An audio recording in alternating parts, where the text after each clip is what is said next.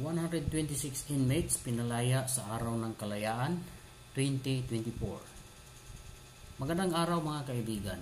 Sa espesyal na araw ng ating kalayaan, nais kong ibalita sa inyo ang isang mahalagang pangyayari na nagbigay ng bagong pag-asa sa ating mga kababayan. Isang kabuuang 126 na bilanggo mula sa iba't ibang piitan sa bansa ang pinalaya bilang bahagi ng pagdiriwang ng Araw ng Kalayaan. Ayon sa Bureau of Corrections o Bucor, ang mga pinalaya ay mula sa Correctional Institution for Women sa Mandaluyong at Mindanao, Davao Prison at Penal Farm, Iwahig Prison and Penal Farm Leyte Regional Prison, New Bilibid Prison, Sablayan Prison and Penal Farm, at San Ramon Prison and Penal Farm. Ayon kay Bucor Director General Gregorio Pio Katapang Jr., ang mga pinalayang bilanggo ay nagmula sa iba't ibang dahilan. 31 ang pinalaya dahil sa acquittal, isa dahil sa conditional pardon, 72 ang natapos na ang maximum sentence, 6 ang nakatanggap ng probation at 16 ang binigyan ng parole. Sa administrasyon ni Pangulong Ferdinand Marcos Jr., umabot na sa 14,324 na bilanggo ang napalaya.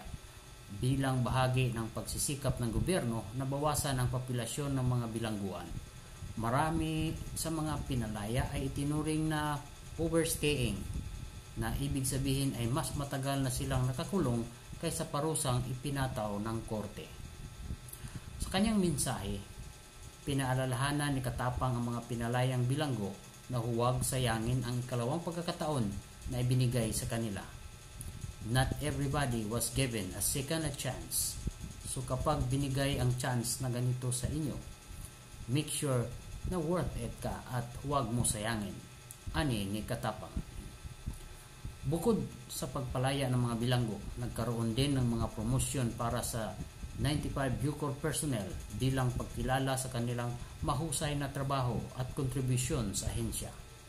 Ang mga promosyon ay kinabibilangan ng iba't ibang ranggo mula sa Corrections Chief Superintendent hanggang sa non-uniform personnel. Ang Bucor, kasama ang Public Attorney's Office o PAO at ang Board of Pardons and Parole, ay patuloy na sinusuri ang mga record ng mga persons deprived of liberty o PDLs upang matukoy ang mga natapos na ang kanilang sentensya at karapat-dapat sa pardon at parole. Sa mensahe ni Katapang sa mga Bucor personnel, hinikayat niya ang mga ito na ipagpatuloy ang kanilang magandang trabaho at tiniyak na ang mga sumusunod na tamang landas ay hindi magdadalawang isip sa itaas sa mas mataas na ranggo. For Bucor personnel who are doing well, keep up the good work. We thank you for restoring the good image of our institution, dagdag pa niya.